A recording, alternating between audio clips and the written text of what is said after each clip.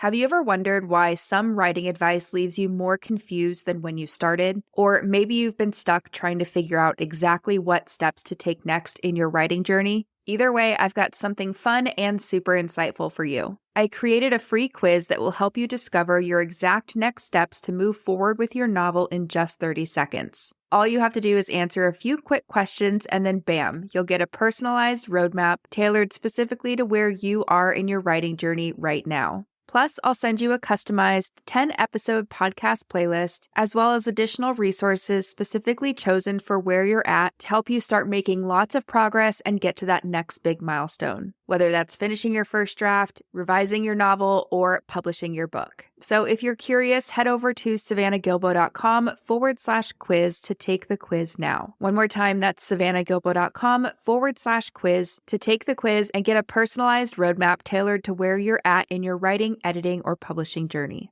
Let's say you're stuck in the middle of a draft. Well, this is where genre can come to your rescue. Reconnecting with your content genre can remind you what kind of emotional journey you're guiding readers through, and it can help you see what might be missing in your draft. Also, if your draft feels like it's drifting or starting to lose focus, you can take a step back and ask, am I still writing the story I set out to tell, or has it changed? And if it's changed, that's okay too. Welcome to the Fiction Writing Made Easy podcast.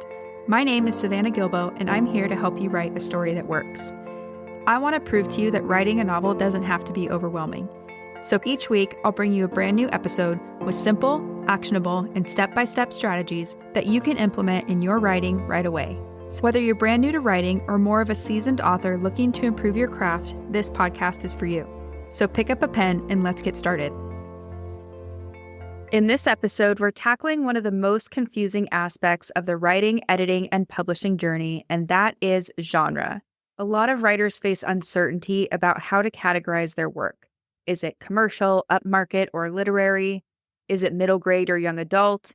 Is it historical or contemporary? And so on and so on. And this confusion isn't just frustrating. It can make the writing, editing, and publishing process so much harder. From abandoning story ideas you love because you felt lost without clear direction, to targeting the wrong agents when it comes time to query and things like that. But here's the good news. If you're confused about genre, this doesn't come from a place of you doing anything wrong. It's also not because you're not cut out to be a writer or anything like that. Genre can be confusing, especially if you're working on your first book. Plus, genre doesn't mean just one thing. There are actually 5 different dimensions to genre that all work together to help you describe your unique story. And that's exactly what we're going to talk about in this episode. So I'm going to break down what I call your story's genre DNA, the 5 key descriptions or dimensions that define your story's identity. By the end of this episode, you'll have a clear understanding of what kind of story you're writing, and hopefully you'll have the confidence to finally move forward with your draft, especially if genre has been a sticking point for you in the past. So let's dive in and demystify genre once and for all, starting with the very first way you can classify any story. All right, so the very first way you can talk about genre is in terms of a story's commercial appeal. So is it literary, upmarket, or commercial fiction? And this first classification often intimidates new writers because it seems to carry judgment about the quality or the quote-unquote worthiness of your writing. So I want to just clear that up right away and say that none of these categories is inherently better than the others. They simply describe different approaches to storytelling and different target audiences. So let's break these down one by one, starting with commercial fiction. Commercial fiction is written primarily to entertain readers and tell a compelling story. These books tend to prioritize pacing, plot, and accessibility. Think of authors like James Patterson, Nora Roberts, or Stephen King. If you like writing page-turners that keep readers up past their bedtime, then you're probably writing commercial fiction. And that's something to be really proud of because the majority of bestsellers fall into this category. All right, next up is literary fiction, and literary fiction focuses more on artistic expression, complex themes, and innovative writing techniques. These type of stories often emphasize character development over plot and may feature more experimental structures or language. Authors like Toni Morrison, Haruki Murakami, or Sally Rooney typically write literary fiction. So, if you're drawn to exploring deep philosophical questions or creating prose that feels like poetry, then you might be writing literary fiction. Now, last up, we have upmarket fiction, and upmarket fiction bridges the gap between commercial and literary fiction. These type of stories offer the readability and plot momentum of commercial fiction, but with deeper character development and more elevated prose. Authors like Jodi Picoult, Leanne Moriarty, and Celeste Ng, they write upmarket fiction. So if you want your story to be both thought-provoking and accessible, then upmarket fiction might be your sweet spot.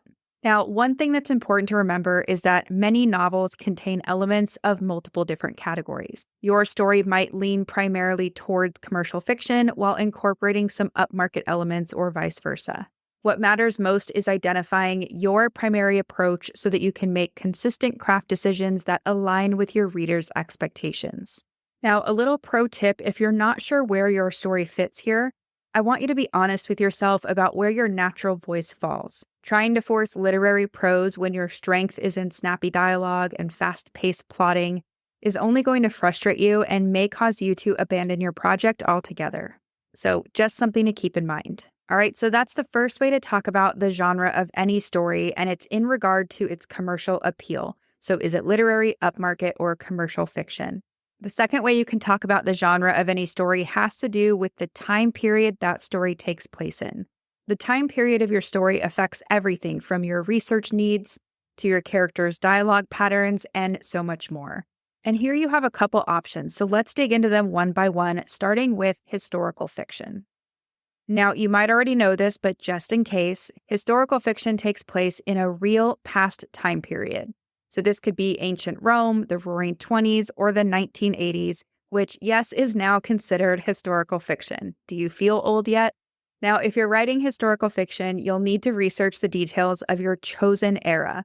Of course, right? Because we want to make our story as accurate as possible. But that being said, remember that your first draft doesn't need perfect historical accuracy and that you can refine those details when you get into revisions. All right, next up is contemporary fiction, and contemporary fiction is set in the present day or in the very recent past. This type of setting requires less research about time period details, but you will still need to get the current cultural references and technology right. And one of the benefits of using a contemporary time period for your story is that sometimes it's the path of least resistance.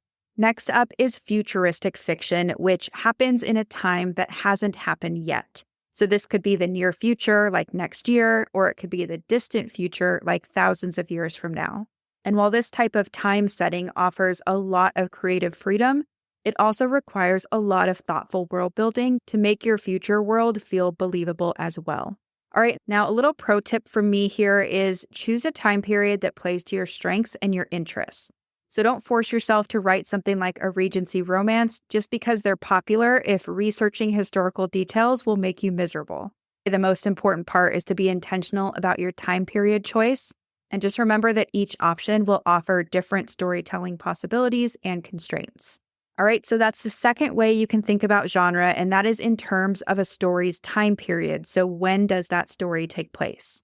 Now, the third way you can talk about genre is in terms of the target reader's age. So who are you writing for? A lot of new writers don't realize that the age of your intended audience is a really important classification that's going to affect everything from your word count to what type of content you'll put in your story and things like that. So let's quickly go through each of the age range buckets so you can see where your story fits. And first up, we have middle grade stories. Middle grade stories target readers around 8 years to 12 years old. These kind of books typically feature protagonists who are around 10 to 13 years old and who deal with themes relevant to that age group. So friendship, family, identity, and finding one's place in the world. Middle grade books avoid explicit content, and they usually range from 25,000 to 65,000 words. A few examples of middle grade books are things like Percy Jackson and the Olympians or the Diary of a Wimpy Kid books. Have you been dreaming of writing a novel, but you don't know where to start? Or maybe you've tried writing, but you keep getting stuck halfway through a draft? If so, I have a free training you're going to love. It's called 3 Things You Need to Write Your Novel in 2025, and in this free 60-minute training, I'll share the exact same process my clients and students have used to go from idea to completed manuscript in just months, not years. You'll also learn why most writers never finish their drafts, and spoiler alert, it's not a lack of talent or good ideas, as well as how to overcome feelings of perfectionism, self-doubt, and overwhelm that stops many new writers in their tracks. You can register for this free training at savannahgilbo.com/masterclass. So one more time, that's savannahgilbo.com/masterclass to register for the free training. I hope to see you there. All right, next up is young adult. Young adult is for readers who are approximately 12 to 18 years old, though many adults enjoy reading these books as well. These stories tend to feature protagonists who are around 14 to 18 and who are dealing with coming-of-age themes, first love, and increasing independence. These stories often explore more complex issues than middle-grade stories do, but still in an age-appropriate way. And these books usually run from around 50 to 90,000 words. Examples of young adult stories are things like The Hunger Games and The Hate U Give. All right, next up is new adult, and new adult targets readers in their late teens and early 20s, and often features protagonists who are between 18 and 25 who are navigating early adulthood challenges, so things like college, first jobs, serious relationships, and establishing independence. These stories often include more mature content than adult books do, with themes that are centered on identity formation, leaving home, and finding one's place in the world. Stories like Fourth Wing and Red, White, and Royal Blue are good examples of new adult books. Now, that being said, a little caveat here, the boundaries between new adult and adult can sometimes be rather blurry. But new adult stories typically focus on the transitional experiences between adolescence and established adulthood. So if you're writing a story like that, it might fit within this new adult age range category. All right, now last up is adult fiction, and you guessed it, adult fiction is for adult readers, usually 18 and up, and these stories can feature protagonists of any age, although they are adults. These books don't really have any kind of content restrictions, and they can explore themes at any level of complexity or explicitness. A lot of the big best-selling books fall into this category, including things like Book Lovers and The 7 Husbands of Evelyn Hugo. All right, now a little pro tip. It's best to choose your target age category based on the themes you want to explore and the type of protagonist that best serves your story. Sometimes I talk to writers who assume that writing for a younger audience will be easier, but that's not actually true. Writing for a younger audience often requires more skill to craft compelling stories within content constraints. So just something to keep in mind. Also, your protagonist's age should generally match your target audience category, although middle grade and young adult readers typically prefer reading about characters who are just slightly older than themselves. Also, be aware of the content expectations for each age category, because placing something like explicit content or a lot of like graphic death, things like that, in a middle grade book will probably create problems with agents, publishers, and readers as well. So again, just something to keep in mind. And that is the third way to think about genre and classifying stories, by the intended target reader age. So who are you writing for? Now, the fourth way you can think about genre is in terms of your setting. So what kind of world or what kind of reality will your story take place in? And this really just describes the rules of reality in your fictional world. So are you writing something that could happen in our world as we know it, or are you creating something entirely new? And this is similar to what we talked about earlier in terms of time period, but I do think it's helpful to think about it in two separate ways. Because, for example, you could be writing a story that takes place in the past, so it's historical fiction, but maybe it takes place in a fantasy world, which would make it historical fantasy. The historical time period will give you certain things to think through, and the fantasy element will give you another set of things to think through. Both are important, and both will carry different weights depending on the type of story you're writing. So similar categories, but definitely worth thinking about separately because A, your reader will have different expectations depending on your time period and setting, and B, you'll have to approach what you put in your story differently depending on the time period and depending on the setting. So, an easy way to think about this is that time period equals when your story takes place in the past, the present, or the future, and the reality or the setting is more about where your story takes place. So, here we're focusing more on the rules of reality. So, what is possible in your world and what is not possible in your world. All right, so again, I'm drawing probably more attention to this than I need to, but I want to make sure that you think through both when it comes to the story you're writing. All right, so now let's talk through your options here.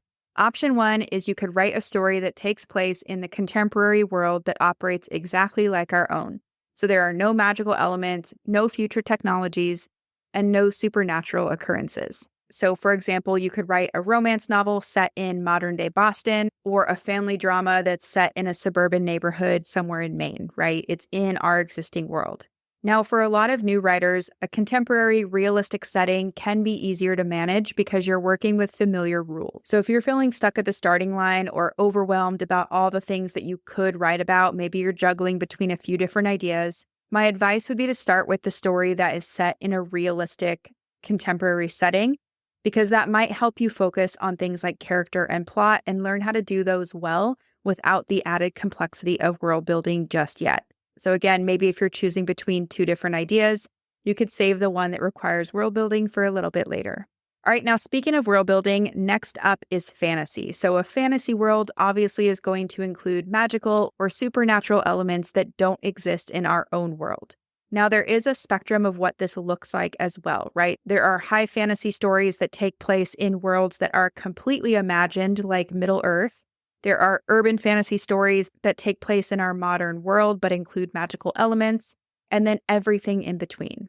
Now, a lot of writers are drawn to fantasy because they think it's going to give them a whole lot of creative freedom. But then they start working on their drafts and they get overwhelmed by all the world building required. Because even though your story world is made up, it does need to have a sense of internal logic to it. Everything needs to make sense for that world, and so it requires a lot of work. But the good news is that you don't need to have everything figured out before you start writing. You can absolutely build your world as you get to know your story and your characters more.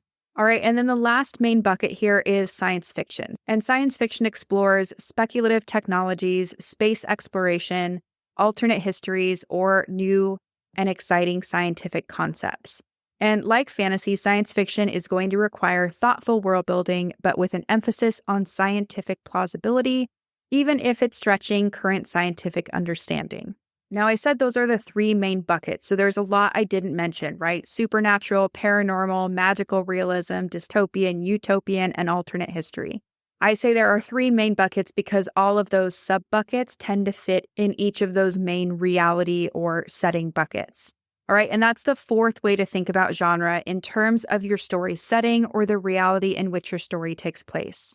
So now that we've covered the elements that will help position your book in the market, let's explore what I consider to be the most crucial dimension of genre, and that is your story's content genre. I like to call this the writer's genre because it's the dimension of genre that most directly helps you craft a story that works by providing the framework for your plot structure, character arcs, theme, and even the core emotional experience that you're promising to deliver your readers. So, for example, action stories promise an adrenaline rush and physical danger. They feature a protagonist fighting against powerful forces to achieve a worthy goal with life or death stakes. Examples of stories like this are things like Fourth Wing, the Marvel movies, and The Martian. Another example is horror. So horror promises fear and dread. These stories typically feature a monster, whether they're a supernatural monster or a human monster, that is threatening the protagonist with life or death stakes and often psychological torment. So think of things like The Shining or Bird Box. Another example would be thriller. Thrillers promise excitement, they promise suspense. They typically feature a protagonist battling a villain who's targeting the protagonist directly with life or death stakes and or psychological manipulation. And stories like this include things like Gone Girl and The Silent Patient. Another example would be mysteries. So these type of stories promise an intellectual puzzle and the satisfaction of solving a crime. These stories need to have a crime, usually a murder, but not always, that needs to be solved by the protagonist. For example, like in the Thursday Murder Club or Knives Out. And the last example I'll go through is romance. So romance novels promise the hope and fulfillment of love. And these stories tend to feature two or sometimes more individuals who are overcoming obstacles to form a loving relationship with a required happily ever after ending. Examples of stories like this include The Kiss Quotient and Red, White, and Royal Blue. Now, there are other content genres, so things like society, performance, morality, status, and worldview. Each one of these delivers a different emotional experience and has different required key scenes and conventions. I did a deeper dive into content genres on episode 2 of this podcast, which I will link to in the show notes. And if you click into that link, you will find breakdowns of each of the content genres that I've done over the years. All right, now it's worth noting that content genres often overlap with marketing categories, which can create confusion for a lot of writers. So, for example, a book categorized as romance in a bookstore, that's its marketing category, needs to deliver certain emotional experiences and conventions, but that romance could be commercial or upmarket, it could be historical or contemporary, and it could be aimed at adults or young adults. So what does all this mean for you as a writer? Well, identifying your primary content genre is going to give you a roadmap for your plot, characters, theme, etc. For example, a romance novel needs a meet-cute scene and a happily ever after ending, while a mystery needs an inciting crime and a reveal of the culprit at the end. Your content genre can also give you insight to the type of character roles you'll need, any elements of the setting that readers will expect, the theme of your story, and so much more. All right, so that is the fifth way you can look at the genre of any story. You can ask, what is its content genre, or what type of content is in the story? What type of emotional experience is that content delivering to readers? And so now that you understand the 5 dimensions of genre, you can create what I call your story's genre DNA. And this will give you a complete picture of your unique story. So for example, something like Lessons in Chemistry by Bonnie Garmis, you could break it down like this. It's upmarket fiction, so that's the commercial appeal. The time period is historical. It takes place in the 1960s. The target audience is primarily women, although men do enjoy it as well. The setting or the reality that it takes place in is the contemporary realistic world. And the content genre is a mix of society and status. Another example, something like The Thursday Murder Club by Richard Osman. You could say that it's upmarket fiction, so again, that's the commercial appeal. It takes place in a contemporary time period. It's targeted at adult readers, set in our realistic or contemporary reality, and the content genre is mystery. And then lastly, for something like Fourth Wing by Rebecca Yarros, that is commercial fiction, so again, that's the commercial appeal. Time period-wise, it takes place in a medieval-inspired fantasy world. Target reader age range is somewhere between new adult and adult. The setting or the reality is fantasy, and the content genre is a blend of action, romance, and worldview. So hopefully you can see how knowing all of these different dimensions will not only give you clarity about your story, but it will also help you articulate exactly what your story is, who it's for, and what readers can expect, which is pretty cool, right? Now let's quickly talk about why genre matters at each stage of your writing, editing, and publishing journey. So let's say you're starting a brand new draft. At this stage, knowing your content genre is going to give you a clear roadmap. So what kinds of scenes to include, what promises you're making to reader, how to structure your plot, what kind of themes you're touching on, and things like that. If you pair that with clarity on your target reader age range, you'll have a word count goal and content boundaries that'll help you write with confidence instead of second-guessing every single thing. Also, if you choose a setting that plays to your strengths, you'll avoid the kind of world-building overwhelm that stops so many writers at the starting line before they even get their draft going. All right, now let's say you're stuck in the middle of a draft. Well, this is where genre can come to your rescue. Reconnecting with your content genre can remind you what kind of emotional journey you're guiding readers through, and it can help you see what might be missing in your draft. Also, if your draft feels like it's drifting or starting to lose focus, you can take a step back and ask, am I still writing the story I set out to tell, or has it changed? And if it's changed, that's okay too. Re-clarifying your story's genre DNA at this stage can really bring your story back into focus and help you get going forward again. Now, let's say that you're about to start revisions. Well, this is where genre can become your editorial compass. It's going to help you check whether you've delivered the key scenes and conventions that readers expect. It's going to help you make sure that your story is fulfilling that emotional promise that you've made to readers. And it's also going to help you make sure the pacing of your story is appropriate for your genre. So, for example, things like a thriller and romance move very differently, right? They have different paces. So, all in all, understanding your genre can help you revise with clarity and purpose. Now, let's say you're preparing to publish.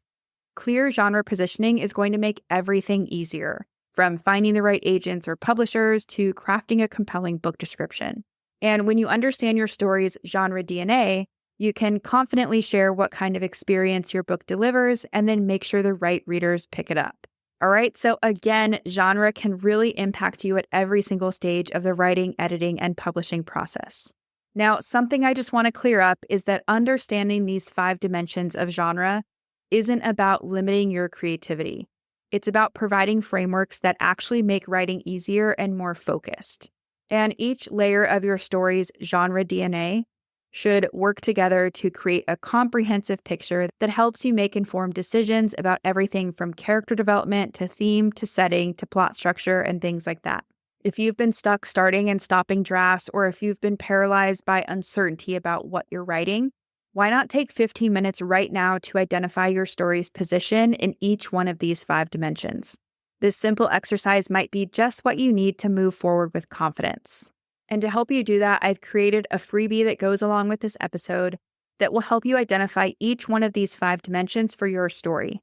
So if you want to download that and do this exercise now, go to savannahgilbo.com/genre DNA. That's one word. So one more time, savannahgilbo.com/genre DNA to get the worksheet that goes along with this episode so you can identify these 5 dimensions of genre for your story.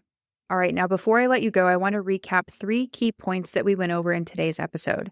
Number 1 is that genre isn't just one label. There are actually 5 dimensions to the genre of each story. So understanding your story's commercial appeal, the time period in which your story takes place, the age range of your target reader, the reality or world that your story takes place in, and then its content genre. All of this will give you a complete picture of what kind of story you're writing and who it's for. Key point number 2 is that genre clarity guides every stage in the writing, editing, and publishing process. Knowing your genre DNA will help you stay focused, meet reader expectations, and avoid common story pitfalls. Key point number 3 is that you don't have to guess at your story's genre. You can make an informed decision and define it before you even start writing your first draft. This will help you start writing with more confidence, clarity, and creative direction. And remember, understanding genre doesn't mean following formulaic templates. It means recognizing the promises you're making to readers so that you can fulfill them in your own unique way. The most innovative stories often come from writers who thoroughly understand genre expectations and then thoughtfully subvert them. So that's it for today's episode. As always, thank you so much for tuning in and for showing your support. If you want to check out any of the links I mentioned in this episode, you can find them in the show notes listed in the description of each episode inside your podcast player or at savannahgilbo.com/podcast. If you're an Apple user, I'd really appreciate it if you took a few seconds to leave a rating and a review. Your ratings and reviews tell Apple that this is a podcast that's worth listening to. And in turn, your reviews will help this podcast get in front of more fiction writers just like you. And while you're there, go ahead and hit that follow button because there's going to be another brand new episode next week full of actionable tips, tools, and strategies to help you become a better writer. So I'll see you next week, and until then, happy writing.